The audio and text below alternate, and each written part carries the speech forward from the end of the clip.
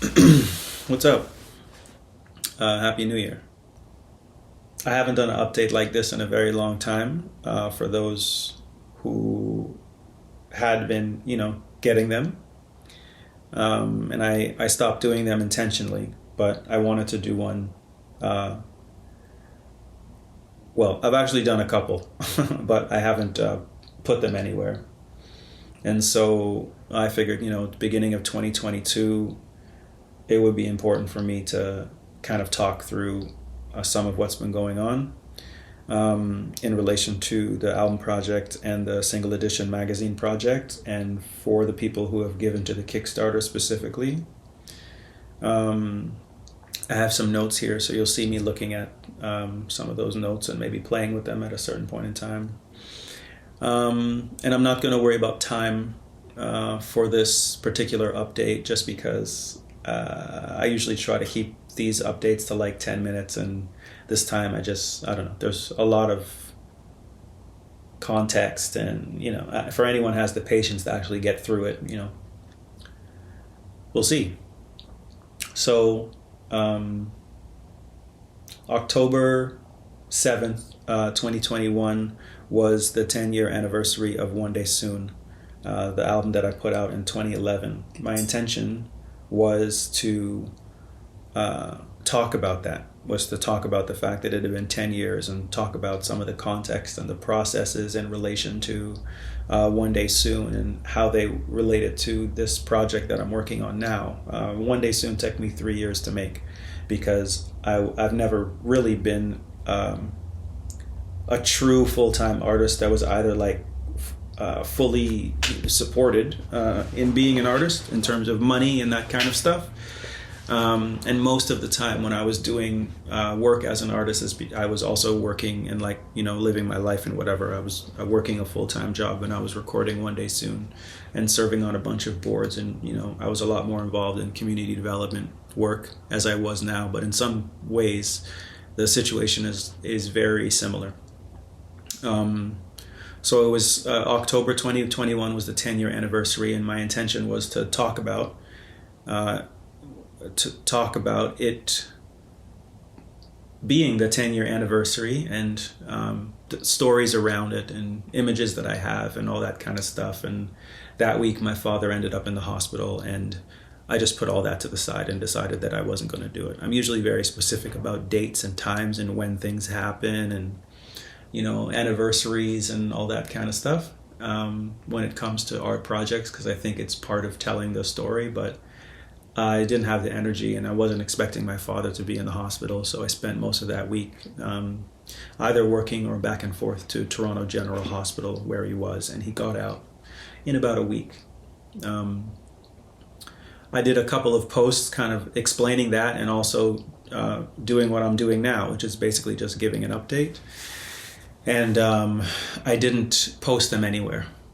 I'm not exactly sure why, if I'm honest, but I didn't post them anywhere. But my intention is to post this now. So, when the Kickstarter closed mid-March 2020, I had an idea of what it was that I wanted to do. I had handed in my thesis in September of 2019, on my birthday actually. On my 40th birthday, I handed in my thesis for OCAD, and my thesis at OCAD was around mental health and storytelling. And in those years that I was at OCAD, I had thought a lot about narrative structure and act structure and writing in general, and just kind of got obsessed with writing, which naturally led to me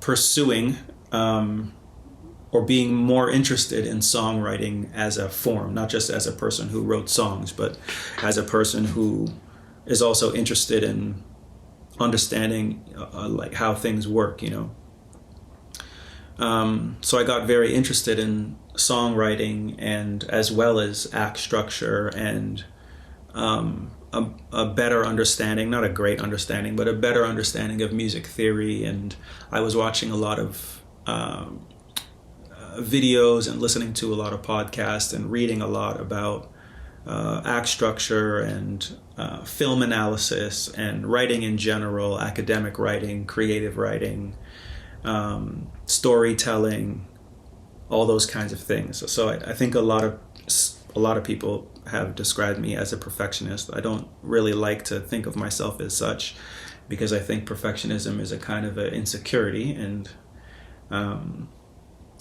but I do have that tendency, both insecurity and perfectionism. But what I can say more to the positive is that I like to operate on the edge of my ability. I like to learn things and then try things. I don't like doing the same thing over and over and over again. It's part of the reason why after One Day Soon, I never really put out another project, because I felt like if I did another album after One Day Soon, a year or two after One Day Soon, then I would probably just do another One Day Soon, and I wouldn't have grown. It wasn't necessarily exciting to me. I've never been a commercial artist, and so me needing to produce things constantly and all the time was never an issue, unless or was never a pressure that I felt, unless the pressure was coming from some kind of inspiration, meaning that I just wanted to make things because I was inspired to make things, or I was inspired to experiment, or that kind of thing. I prefer to operate on the edge of my ability. I prefer to learn things and then apply those things, and then learn more things and apply those things. And my head wasn't necessarily in music specifically, although it was in writing. In design or innovation, you would call it scaffolding. Like you have something solid, and then outside of that you have chaos, and in between you have something that you're trying to build. And so in design, you would call it scaffolding. So those are the artists that I appreciate most, people that are always kind of experimenting or pushing beyond where they currently are. People like Frank Ocean, people like, Tom York, Radiohead, Bjork, Andre 3000, like, those kinds of people, some of my favorite artists musically. And the same thing for filmmakers and all the other kind of arts, creative things that I consume, or that I'm interested in, or that I follow. I also, I'm not sure when this was, the Jadakiss and the Lox did a versus with Dipset, and there was all this talk about Jadakiss after. And one of the interviews that I watched was with Tyler, the Creator, who was on Ebro. And he was just talking about like Jadakiss caring. Like he said, he sat down and he watched it, and he was like, "Yo, that guy really cares," And I felt that a lot, because I feel like the artists that I appreciate the most are artists who care about their craft. And sometimes it takes them a long time to do things because maybe they're sabotaging themselves. That's a possibility.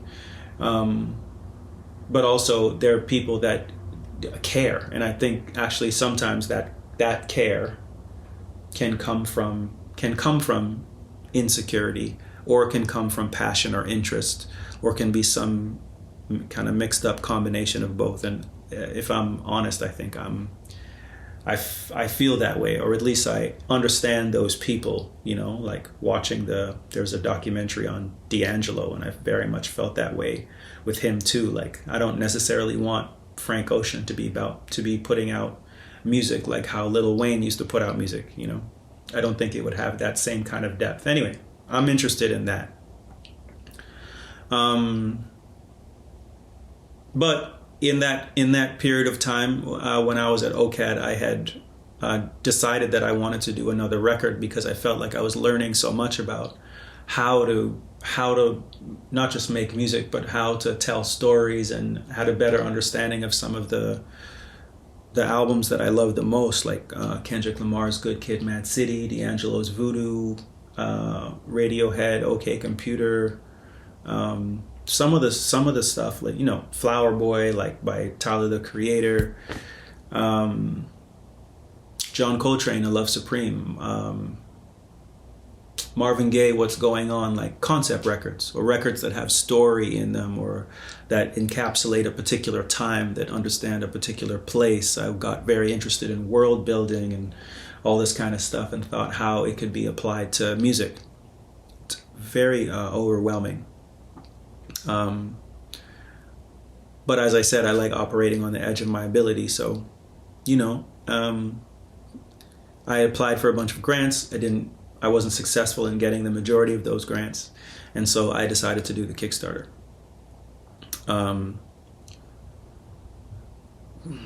I have a friend named Naomi who I haven't seen in a very long time, but I remember her coming into my neighborhood, Esplanade, at a certain point. I'm not sure if she was just coming here to go to the market or if she was coming at that point to see me, but I remember her saying that walking into Esplanade was like walking into Love and Other Struggles. And I never forgot her saying that.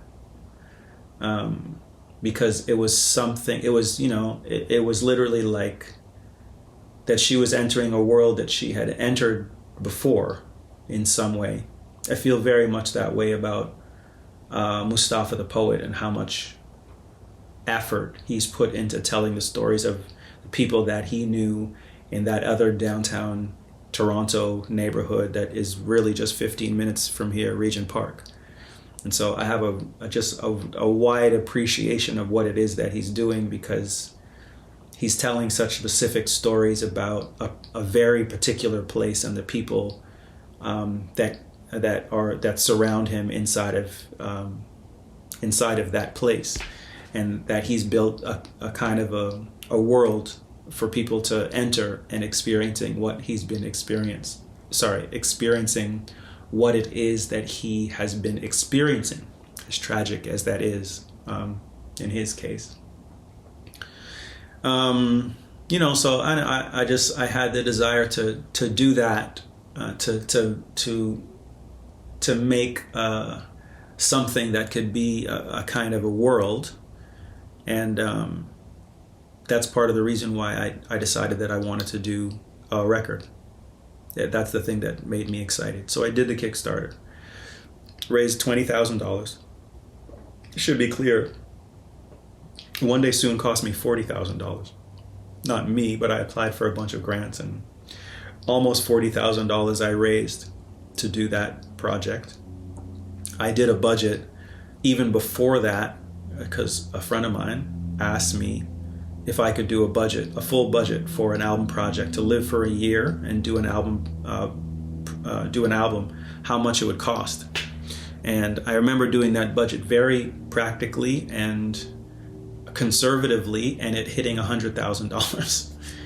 And so I knew when I got I got $40,000 for One Day Soon, I knew it wasn't really enough, and I was going to have to do a lot myself and ask a lot of favors and that kind of thing. So all the graphic design, all the web development, all the recording, was done here, all the writing, all the production, all the project management, like all of those things that in other times you may need to pay for, or in another reality you may need to pay for. I just did a lot of work to make sure that I could do it. And I know that I probably paid people what I believe like half of what it was that they were actually worth in order to do it for $40,000.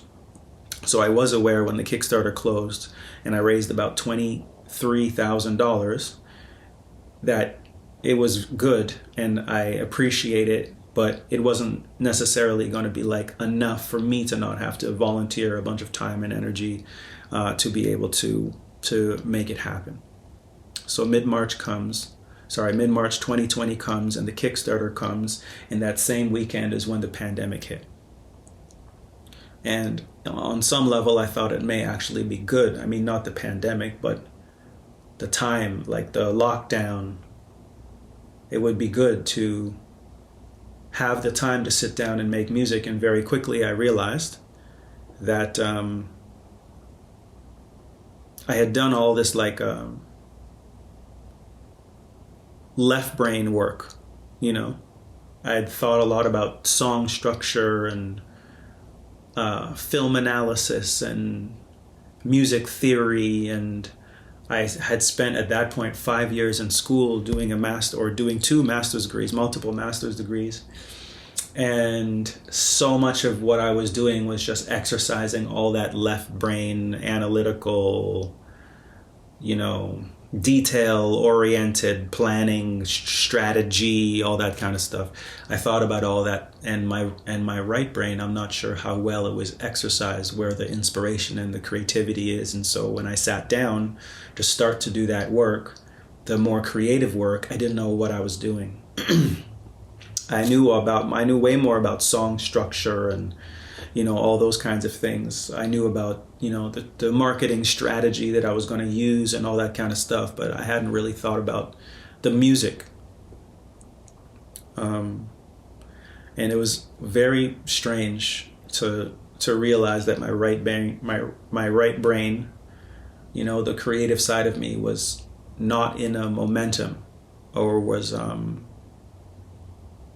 underdeveloped, because I had spent so much time doing these other things. I've been speaking to friends about this recently, and also I just think being an adult and not having a great amount of space to be able to just be creative without feeling guilt about it.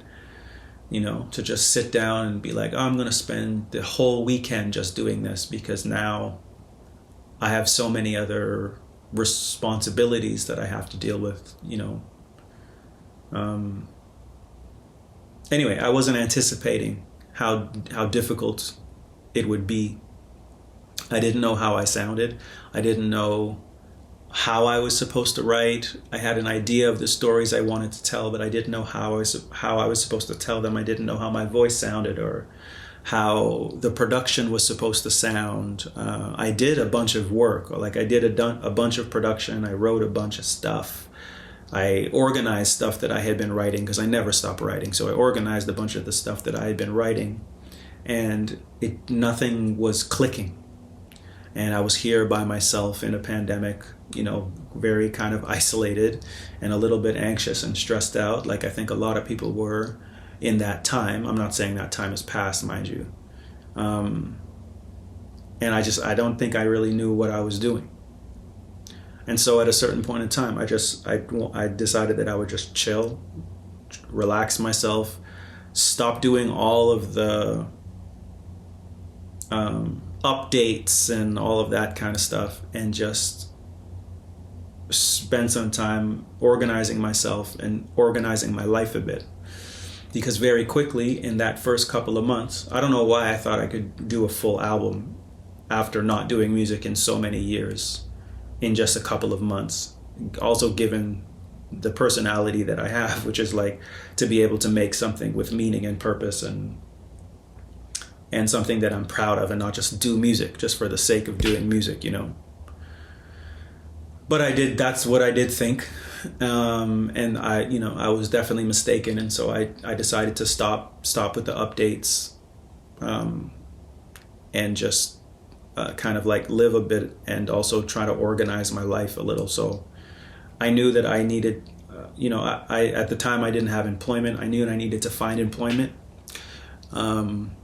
And I knew I needed to sort out my money situation and just a couple things having to do with life. As I said, I had graduated school. And so, I had a little bit of time, but I needed to save the majority of the money that the Kickstarter provided. And so I needed to, find another way to make money. I'm an adult now, so not now, I've been an adult for a long time. Living expenses and groceries and transportation and bills and all that kind of stuff. So, and so since then I've just been balancing the fact that I have a part-time job. I'm working in innovation now. I have an associate artist position with the Theater Center and Why Not, which is giving me a little bit of extra time. I still have to make sure to, be in contact with friends and family, and, my mother and my father, and they've had just a lot of issues, not just being older people, but throughout the pandemic, as I'm sure a lot of people's like older people, mothers, fathers, aunts, uncles may be experiencing if you're in and around my age, you know.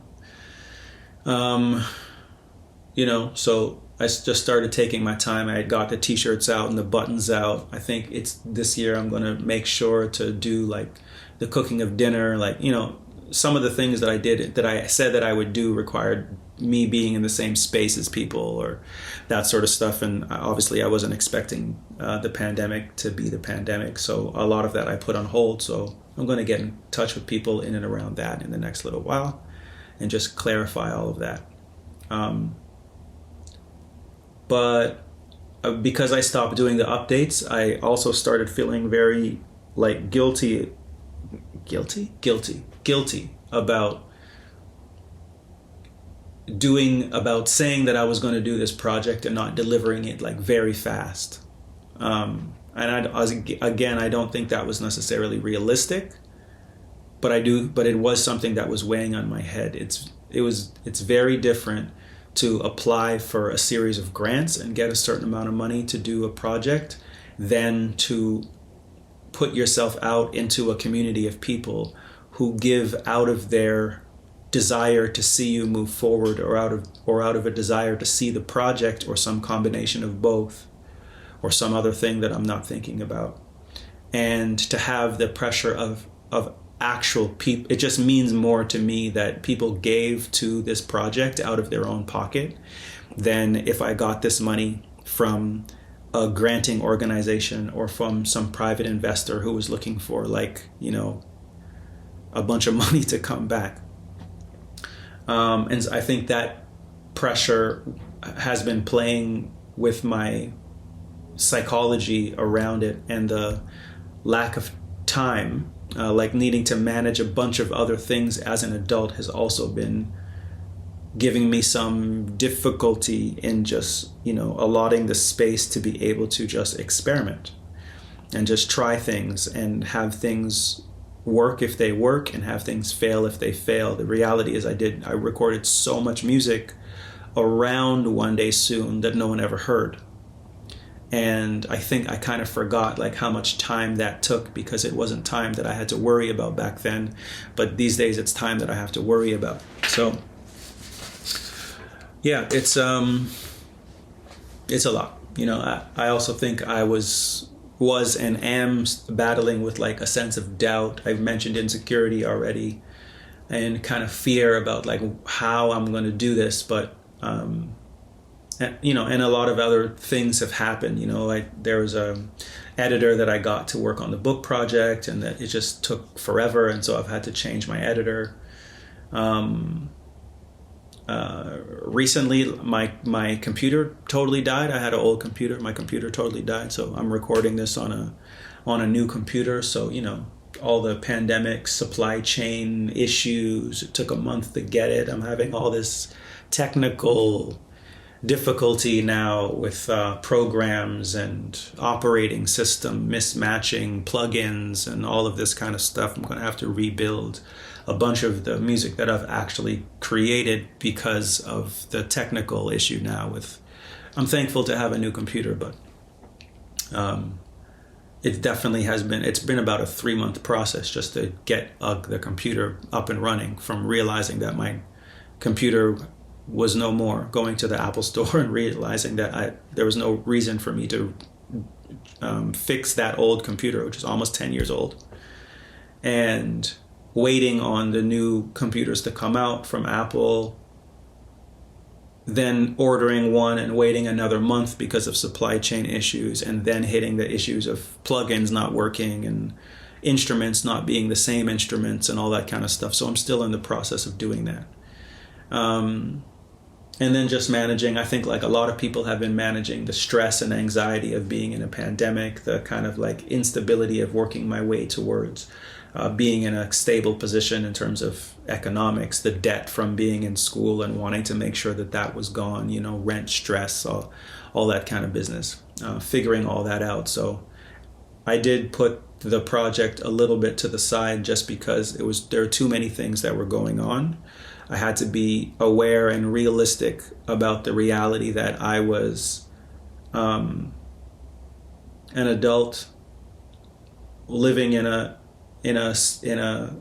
situation like most adults, where you also have to take care of yourself. You have to take care of the place where you live. You have to, make sure that your bills are paid and your groceries are bought and your family and friends are taken care of. And unlike me being young, where I could just go and disappear for an entire weekend or a whole evening or sometimes multiple weeks or months on end and just go and make music, that's not the life that I'm living anymore. And the album that is going to come out of me will come out of the reality of that life.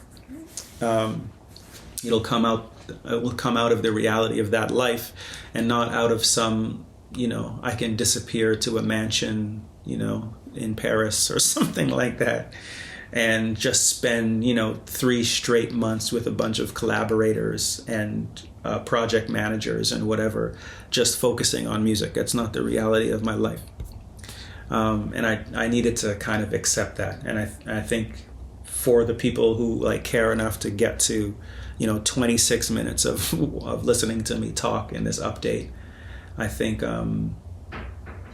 that is probably the main thing that I wanted to say in this update. I'm working on it, but I have to work on it in the reality of my life.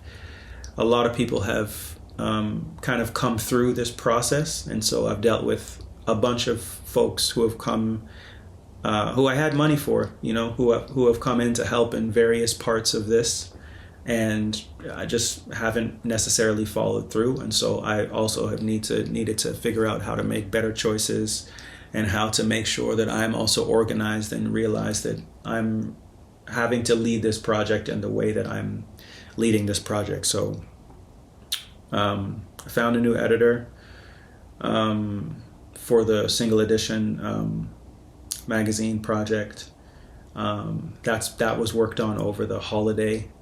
And I'm sorting out all the technical stuff when it comes to the computer and whatever, so I can get back into organizing and having at least, I don't know how many hours on certain days throughout the week to be able to just focus on the record and the writing.